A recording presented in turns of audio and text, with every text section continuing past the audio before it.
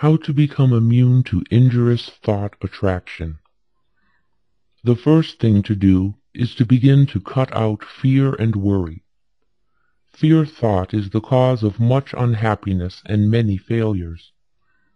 You have been told this thing over and over again, but it will bear repeating.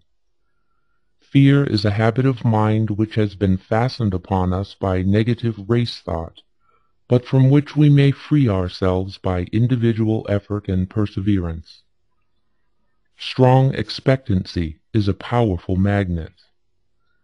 He of the strong, confident desire attracts to him the things best calculated to aid him: persons, things, circumstances, surroundings, if he desires them hopefully, trustfully, confidently, calmly. And equally true, he who fears a thing generally manages to start into operation forces which will cause the thing he feared to come upon him. Don't you see, the man who fears really expects the feared thing, and the eyes of the law is the same as if he really had wished for or desired it. The law is operative in both cases. The principle is the same. The best way to overcome the habit of fear is to assume the mental attitude of courage, just as the best way to get rid of darkness is to let in the light. It is a waste of time to fight a negative thought habit by recognizing its force and trying to deny it out of existence by mighty efforts. The best, surest, easiest, and quickest method is to assume the existence of the positive thought desired in its place, and by constantly dwelling upon the positive thought, manifest it into objective reality. Therefore, instead of repeating, "I'm not afraid," say boldly, "I am full of courage. I am courageous." You must assert, "There's nothing to fear," which, although in the nature of a denial, simply denies the reality of the object causing fear, rather than admitting the fear itself and then denying it. To overcome fear, one should hold firmly to the mental attitude of courage. He should think courage, say courage, act courage. He should keep the mental picture of courage before him all the time, until it becomes his normal mental attitude. Hold the ideal firmly before you, and you will gradually grow to its attainment. The ideal will become manifest. Let the word courage sink deeply into your mind, and then hold it firmly there until the mind fastens it in place. Think of yourself as being courageous. See yourself as acting with courage in trying situations. Realize that there is nothing to fear. Worry and fear never helped anyone and never will. Realize that fear paralyzes effort, and courage promotes activity. The confident, fearless, expectant, "I can and I will" man is a mighty magnet. He attracts to himself just what is needed for his success. Things seem to come his way, and people say he is lucky. Nonsense! Luck has nothing to do with it. It's all in the mental attitude. And the mental attitude of the "I can't" or the "I'm afraid" man also determines his measure of success. There's no mystery whatsoever about it. You have but to look about you to realize the truth of what I have said. Did you ever know a successful man who did not have the "I can" and "I will" thought strong within him? Why, he will walk all around the "I can't" man, who has perhaps even more ability. The first mental attitude brought to the surface latent qualities as well as attracted help from the outside, whilst the second mental attitude not only attracted I can't people and things, but also kept the man's own powers from manifesting themselves.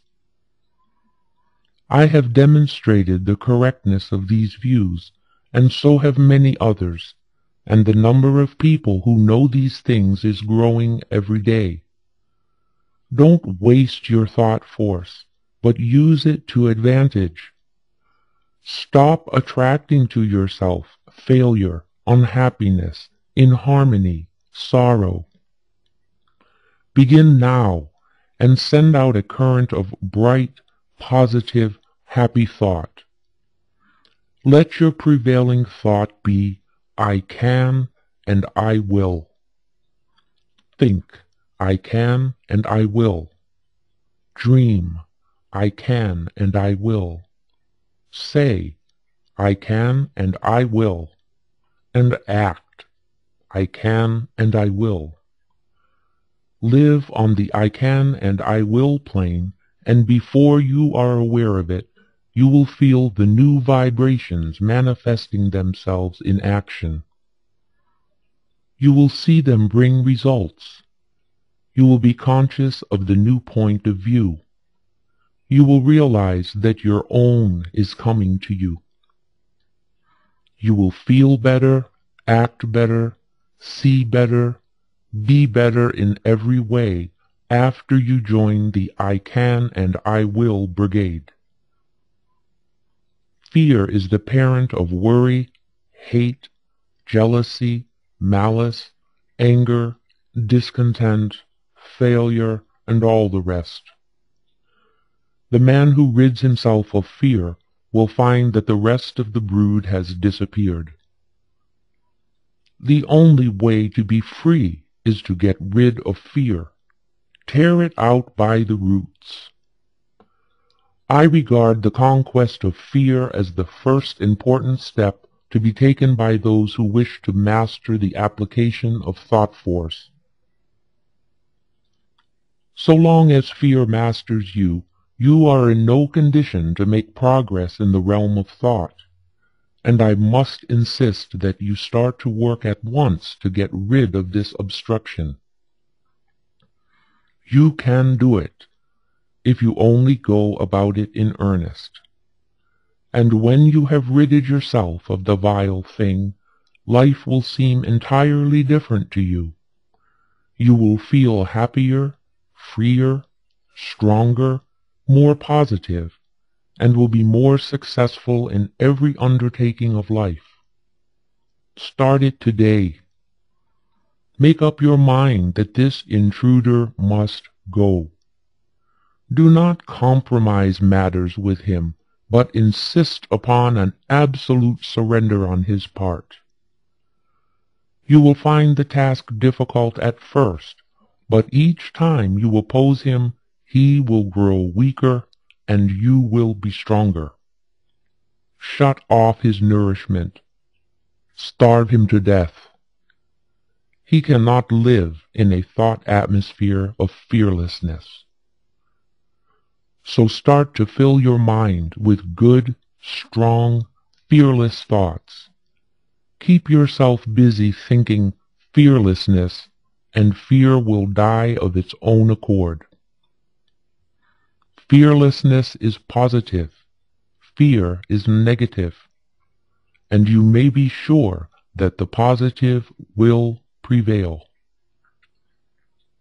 So long as fear is around with his but, if, suppose, I'm afraid, I can't, what if, and all the rest of his cowardly suggestions, you will not be able to use your thought force to the best advantage. Once you get him out of the way, you will have clear sailing, and every inch of thought sail will catch the wind. He is a Jonah. Overboard with him. The whale that swallows him will have my sympathy. I advise that you start to do some of the things which you feel you could do if you were not afraid to try. Start to work to do these things, affirming courage all the way through, and you will be surprised to see how the changed mental attitude will clear away obstacles from your path, and will make things very much easier than you had anticipated. Exercises of this kind will develop you wonderfully, and you will be much gratified at the result of a little practice along these lines. There are many things before you awaiting accomplishment which you can master if you will only throw aside the yoke of fear, if you will only refuse to accept the race suggestion and will boldly assert the I and its power. The best way to vanquish fear is to assert courage and stop thinking of fear. By this plan, you will train the mind into new habits of thought, thus eradicating the old negative thoughts which have been pulling you down and holding you back. Take the word courage with you as your watchword and manifest it in action. Remember, the only thing to fear is fear, and, well, don't even fear fear, for he's a cowardly chap at the best, who will run if you show a brave front.